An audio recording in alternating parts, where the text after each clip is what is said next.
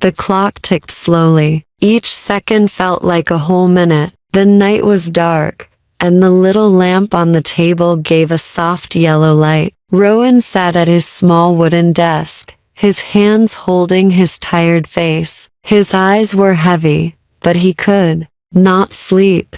His mother had fallen sick. She lay on the bed in the next room, breathing softly. The doctor had come in the evening and said she needed good food, rest, and medicine. But medicine cost money, and Rowan had none. He was only 14, and after his father passed away last year, life had become very hard. Rowan worked at a small tea shop during the day. He cleaned tables, washed cups, and served hot tea to customers. The shopkeeper was kind but could only pay him a little. It was not enough to buy the medicine his mother needed. That night, as he sat there thinking, his younger sister, Mira, walked up to him. She was just 10 years old, with big innocent eyes. "Did you eat, brother?" she asked, softly.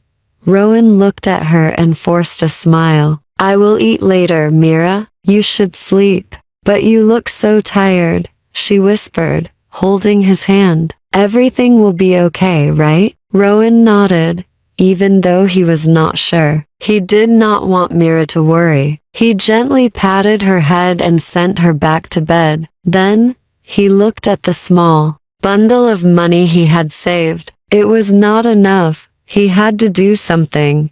The long hours of the night passed as Rowan sat there, thinking. His heart was heavy, but he did not give up. He had promised his father that he would always take care of the family, no matter what, and he would keep that promise. The next morning, Rowan woke up early and went to the market. He looked around, hoping to find extra work. His feet were tired, but he did not stop. He asked shopkeepers, carried heavy bags for strangers, and even helped a fruit seller arrange his stall. Every coin he earned felt like a small victory. By evening, his hands were rough, and his body ached, but he had earned enough to buy half of the medicine. It was not everything, but it was a start. He returned home, his heart filled with hope. As soon as he entered, Mira ran to him. "Brother, the neighbor uncle came. He left some food for us." Tears filled Rowan's eyes. He realized that even in hard times, kindness was never far away. Days passed, and Rowan worked even harder. He woke up before sunrise, worked till late at night, and saved every penny. Slowly, he managed to buy all the medicine his mother needed. He did not care about his own hunger, his tired feet, or his sleepless nights. He only cared about one thing: his mother getting better. One evening, as he returned home, he saw his mother sitting up on the bed, smiling weakly. "Rowan," she whispered, "you have done so much for us." Rowan ran to her and hugged her tight. The warmth of that hug made all his struggles worth it. Mira joined in, and for the first time in months, their small home was filled with laughter. But life still had challenges. One night, when Rowan was working late, an old man entered the tea shop. He had kind eyes and a white beard. He watched Rowan carefully as he served the customers. "Son, why do you look so tired?" the old man asked. Rowan smiled politely. "I have to work hard, sir. My mother is sick, and I need to take care of her." The old man nodded. He took a sip of tea and then said something that changed Rowan's life. "You have a strong heart, boy. But hard work is not just about working long hours. It is also about working smart. Have you ever thought about studying?" Rowan's heart skipped a beat. He loved studying, but after his father's death, school had become a dream he had buried deep inside. The old man continued, "I am a teacher. I run a small school for children who cannot afford to study. Would you like to join?" Rowan could not believe his ears. "But I have to work," he said hesitantly. "You can work and study at the same time." The old man smiled. come to my school in the morning and work in the evening.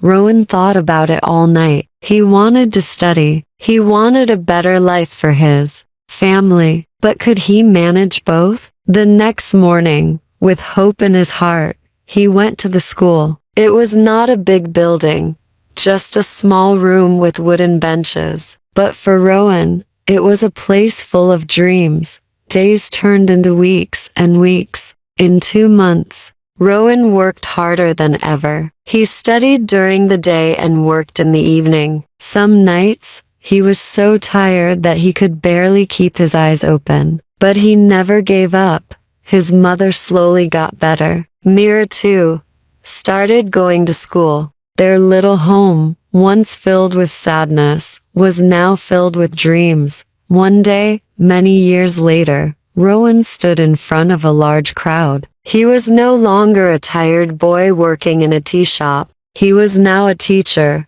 just like the old man who had once helped him. As he spoke to his students, he saw a little boy in the crowd with the same hungry eyes he once had. Rowan smiled and said, "Hard work is important, but never forget to dream. Even in the longest and hardest hours, never lose hope, because every dark night is followed by a bright morning." The crowd clapped. His mother, now old but healthy, watched proudly. Mira, now studying in college, wiped a tear from her eye. Rowan had won not just against poverty, but against hopelessness, and he knew this was just the beginning.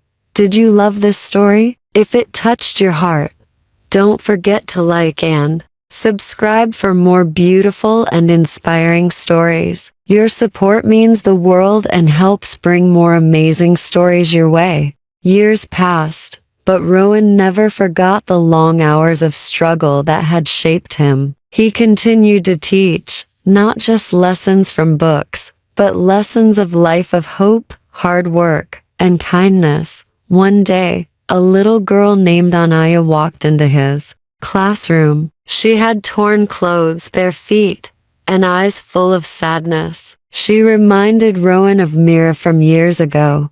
"Sir, can I study here?" she asked in a small voice. Rowan bent down and smiled warmly. "Of course, this place is for everyone who wants to learn." As Anaya sat down, Rowan saw the same hunger for knowledge in her eyes that he once had. She was bright, curious, and determined. But like Rowan, life had not been kind to her. After class, he asked her, "Anaya, where do you live?" She looked down and said, "In the small tents near the railway station. My mother sells flowers and I help her."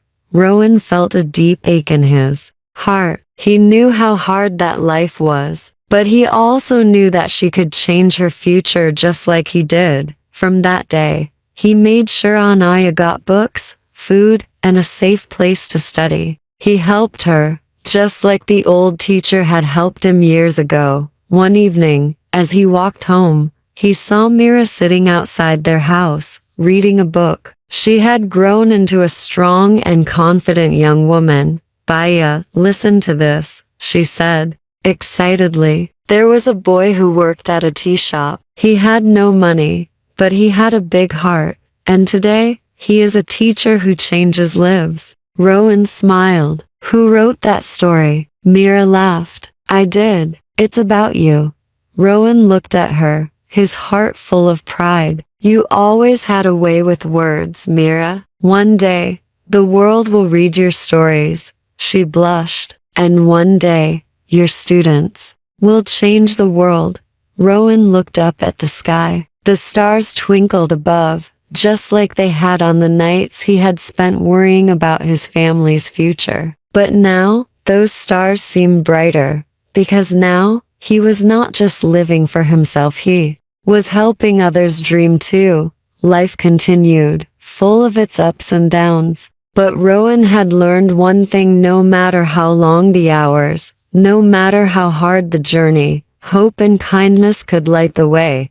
One day, many years later, an old man with white hair and a kind smile stood outside his school. Rowan recognized him immediately. Sir, he said, running to touch his old teacher's feet. The old man chuckled. You have done well, my boy. I always knew you would. Tears welled up in Rowan's eyes. Everything I am today is because of you.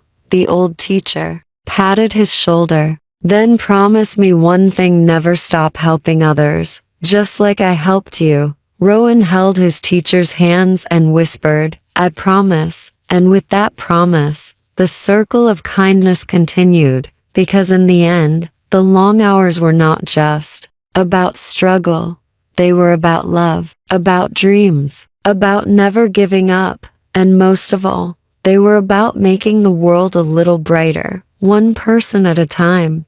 Did this story touch your heart? If it did, like and subscribe for more heartwarming and inspiring stories. Your support helps bring more beautiful stories to life. Years passed, but Rowan never stopped working hard. He built his small school into something bigger. More children like Anaya came, hungry to learn, hoping for a better future. He knew their pain, he knew their struggle, and he knew their dreams. But life was never easy.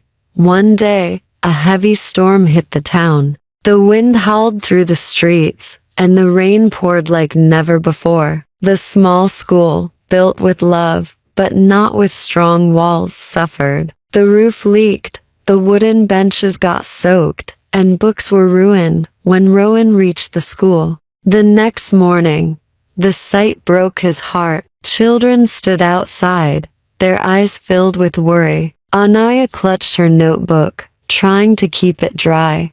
Sir, what will we do now? One of the students asked. Rowan looked at their hopeful faces. He could not let them down. He would not let them down. He took a deep breath. We rebuild, he said with a smile. But where would the money come from? Rowan had spent everything he had on books and food for the children. He had no savings, no big sponsors, no government support. Yet, he refused to lose hope. That night, he sat under the dim light of his small home, thinking. Then, an idea struck him. The next morning, he went to the tea shop where he had once worked as a boy. The shopkeeper, now older but still kind, was happy to see him. Rowan, what brings you here, my boy? Rowan smiled. I need your help, uncle. The shopkeeper listened as Rowan told him about the school and the storm. You changed your life, Rowan, and now you're changing others' lives. I will help you, the shopkeeper said. He gave Rowan a small donation. It was not much, but it was something. Rowan then went from shop to shop, house to house, telling people about his school. Some gave money, some gave books, some simply blessed him with kind words. And then, something unexpected happened. One evening, as Rowan was standing near the old market, a fancy car stopped in front of him. A man in a suit stepped out. Are you Rowan? The man asked. Yes, Rowan replied, confused. The man smiled. I read about your school in the newspaper. I want to help. Rowan's eyes widened. You do? Yes. I grew up poor too. Someone once helped me, and now I want to do the same. The man donated enough money to not only repair the school but to build a better one. Rowan couldn't believe it. His heart swelled with gratitude. A few months later, the school reopened. This time, it was bigger, stronger, and more beautiful than ever. The walls were bright, the bookshelves were full, and the dreams of the children shined even brighter. At the opening ceremony, Mira stood beside Rowan, holding a speech she had written. She looked at the crowd and began. There was once a boy who worked long hours in a tea shop. He had no money, but he had a dream. And today, that dream stands in front of us, a school built with love, kindness, and never giving up. Tears rolled down Rowan's face as he looked at his students. The long hours of struggle had turned into long hours of hope, and now he was ready to dream even bigger. If this story touched your heart, like and subscribe for more inspiring stories. Let's spread kindness and hope together. Once upon a time, in a small village between green hills and blue rivers, there was a boy named Iden. He was kind, always smiling, and loved by everyone. His laughter was like music, and his heart was full of dreams. But one day, something strange happened. Iden woke up feeling tired. His arms and legs felt heavy, like stones. His mother, Lily, touched his forehead. "You don't have a fever," she said softly. "Maybe you are just tired." Iden smiled weakly. Maybe. He thought it would get better. But each day, he felt weaker. Soon, he couldn't run with his friends. Then, he found it hard to walk. His father, Thomas, took him to the village doctor. The doctor checked him carefully. "This is strange," he said. "His body is fine, but something is making him weak." Days turned into weeks. Iden stayed in bed. He watched the sky through the window, wondering if he would ever run again. His mother sat beside him every day, holding his hand. "You are strong, my son," she whispered. "You will get better." One evening, Aiden's best friend, Mia, visited him. She brought a small bird that she had found. Its wing was broken. "Look," she said, "it cannot fly now, but one day, it will." Iden touched the bird gently. "How do you know?" he asked. "Because it wants to fly," Mia said. "Just like you want to walk again." Iden smiled, but deep inside fear grew. What if he never got better? His parents took him to many doctors. Some gave him medicines, others gave him hope, but nothing changed. Aiden's strength faded more and more. One night, he woke up and saw his mother crying in the next room. His father held her close. "We can't lose hope," Thomas said. "But he is getting worse," Lily whispered. Iden closed his eyes. He didn't want his parents to worry. He had to fight. But how? One morning, an old man came to their house. He had white hair, deep eyes, and a gentle smile. "I have heard about Iden," he said. "I want to see him." His parents let him in. The old man sat beside Iden and held his hand. "You are very strong," he said. Iden sighed. "Everyone says that, but I don't feel strong." The old man nodded. "Do you know what makes a tree stand tall?" Iden thought for a moment. "Its roots?" "Yes," the old man said. "And where are the roots?" "In the ground." "Exactly." The old man smiled. "We don't see them, but they are there, holding the tree, giving it strength. Your strength is inside you, even if you don't see it." Iden listened carefully. "I will tell you a secret," the old man said. "The body listens to the heart. If the heart believes, the body follows." Iden blinked. "You mean, if I believe I can walk again, I will?" The old man nodded. "It will not be easy, but if you truly believe, and if you try, step by step, you will." Iden felt something warm in his chest. Hope, real hope. From that day, he decided to fight. He moved his fingers, then his hands. He tried to sit up. It was hard, very hard. Sometimes he wanted to give up, but then he remembered the bird. It wanted to fly, and he wanted to walk. Mia visited every day. She made him laugh. She told him stories. She even brought the bird, which was getting better. "See?" she said one day. "It's flapping its wings." Iden watched the bird. If it could heal, so could he. Weeks passed, then months. Slowly, Iden started moving more. First, he sat up by himself. Then, he stood with help. One day, he took a small step. It felt like magic. Tears filled his mother's eyes. "You did it, my son." The old man visited again. "I knew you could."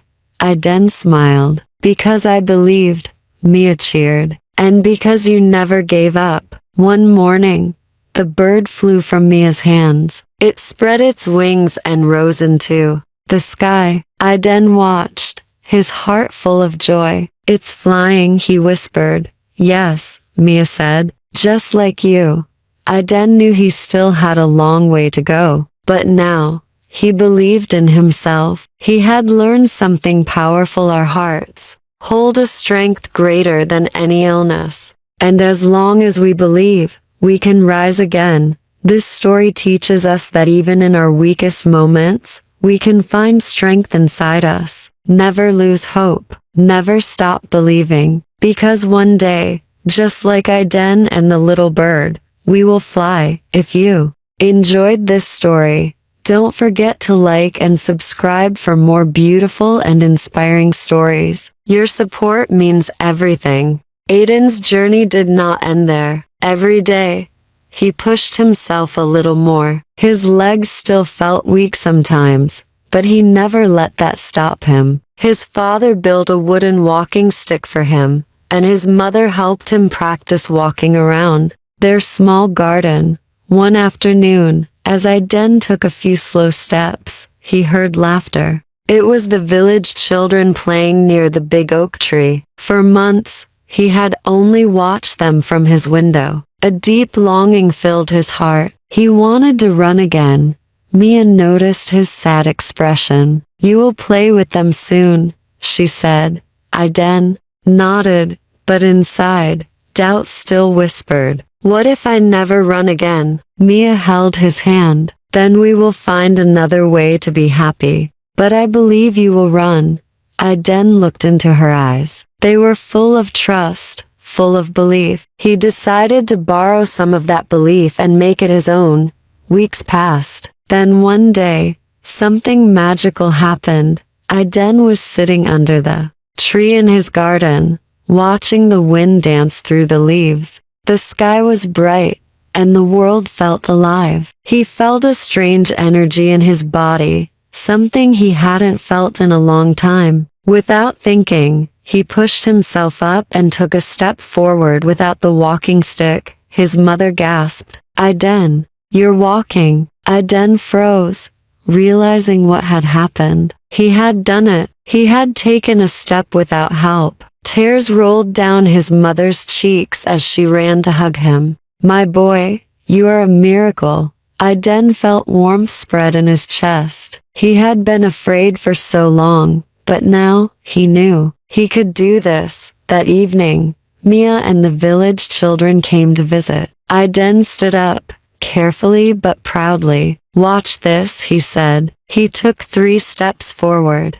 The children cheered, and Mia clapped her hands, her eyes shining with happiness. "You did it," she said. "I did it," Aiden whispered to himself, feeling stronger than ever before. From that day, Aiden practiced harder. He walked farther. Each morning, even when his legs ached, his father built him small wooden bars to hold on while training. Some days were painful. Some nights, he cried in frustration. But he never stopped. And then, the day arrived. It was a bright morning. The village children were playing near the oak tree as usual. Aiden watched them, took a deep breath, and let go of his walking stick. Step by step, he moved forward. His heart pounded, but he kept going. 1 step, 2 steps, 3.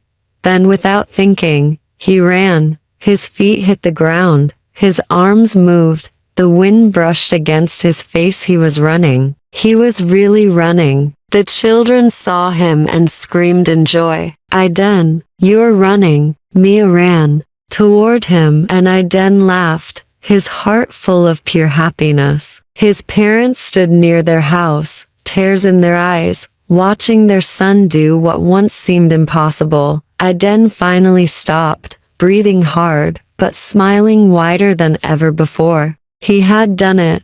That night, the old man visited again. He sat beside Aiden and smiled. "I told you," he said. "Your strength was always inside you." Aiden nodded. "I understand now. It was never just my body that was weak. It was my fear." Once I let go of that, I could run. The old man placed a hand on Aiden's shoulder. And now, you will never stop.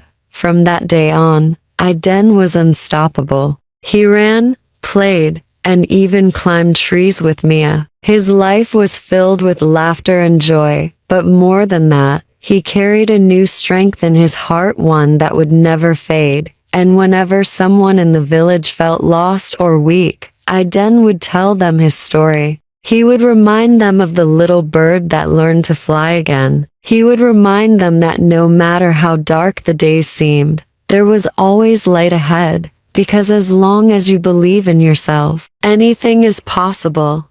If this story touched your heart, don't forget to like and subscribe for more amazing and inspiring stories. Your support helps keep these stories alive. As the days passed, Aiden's story spread across the village. People spoke of the boy who could not walk but learned to run again. His story became a symbol of hope for everyone. One day, an old woman came to visit him. She had kind eyes and a soft voice. Aiden, she said, I heard about your journey. My grandson, Leo, is sick. He has stopped believing he will ever be happy again. Will you come and talk to him? Aiden looked at Mia, who nodded. Of course, we will go, he said. They walked to a small house on the edge of the village. Inside, a boy about Aiden's age lay in bed. His face was pale, his eyes filled with sadness. Aiden sat beside him. Hi, Leo, he said. Leo turned his face away. I don't want to talk, he mumbled. Aiden smiled. That's okay. I'll just sit here. He looked around the room and saw paper and pencils on the table. Do you like to draw? Leo hesitated, then nodded slowly. Mia picked up a pencil. Let's all draw something. She handed a paper to Leo, one to Aiden, and kept one for herself. Aiden started drawing a bird. Leo watched him quietly. Do you know why I'm drawing a bird? Aiden asked. Leo shook his head. Because I once saw a bird with a broken wing. Aiden said. Everyone thought it would never fly again, but it did.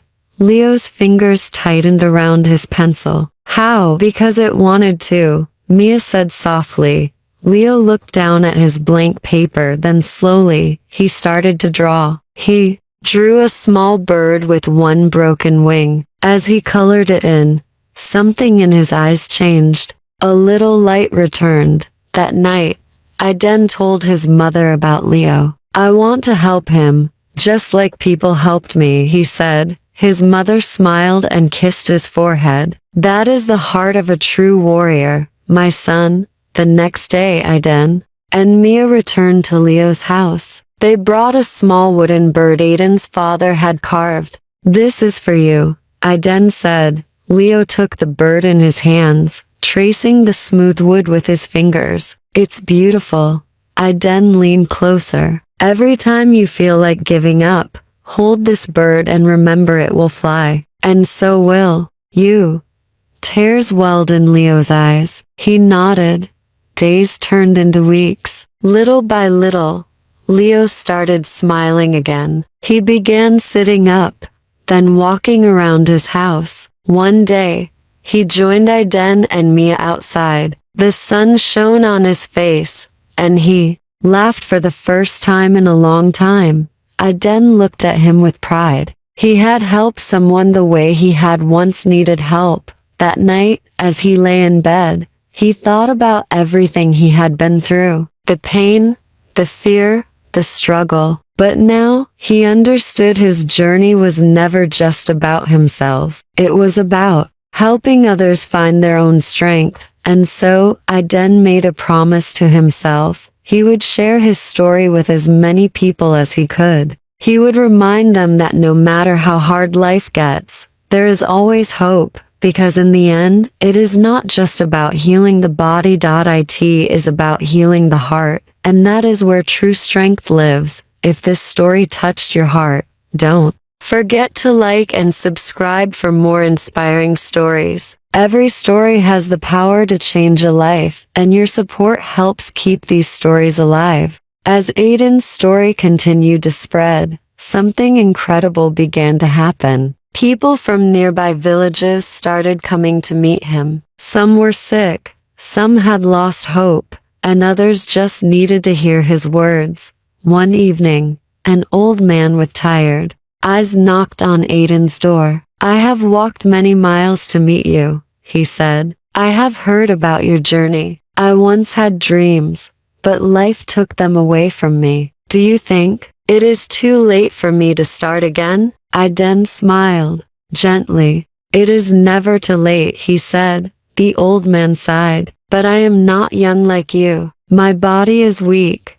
Aiden thought for a moment. "Do you know what is stronger than the body?" The old man shook his head. "The spirit," Aiden said. "If your spirit is strong, you can begin again, no matter how old you are." Tears filled the old man's eyes. "You are wise beyond your years, child." That night, Aiden sat outside under the stars. He realized something powerful: his pain, his struggles, and his healing had all led him to this moment. He was not just a boy who had recovered from a strange illness. He was someone who could give others hope.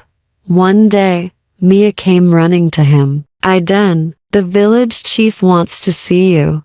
Aiden's heart pounded. Why would the chief call him? When he arrived at the chief's house, he saw a group of villagers waiting. The chief stood up and smiled. "Aiden, you have changed many lives with your story. You have given us hope when we needed it most. We want to honor you."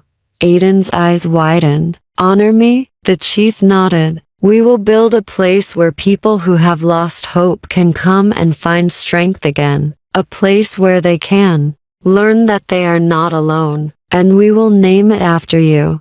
Aiden felt his heart swell with emotion. He looked at Mia, who was beaming with pride. Then he looked at his parents, who had tears in their eyes. "But I am just a boy," Aiden said softly. The chief smiled. "You are more than that, Aiden. You are a light in the darkness."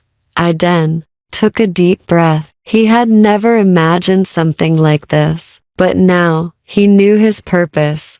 "I accept," he said, "and I promise I will continue to help others, just as others once helped me." And so, a small home was built near the river, where people could come to heal, to believe, and to find their strength again. Aiden would sit with them, listen to their stories, and remind them of one simple truth: no matter how hard life gets, no matter how broken we feel, there is always hope, because even the smallest wings can still learn to fly. If this story touched your heart, don't forget to like and subscribe for more inspiring stories. Every person has a story, and sometimes all it takes is one story to change a life.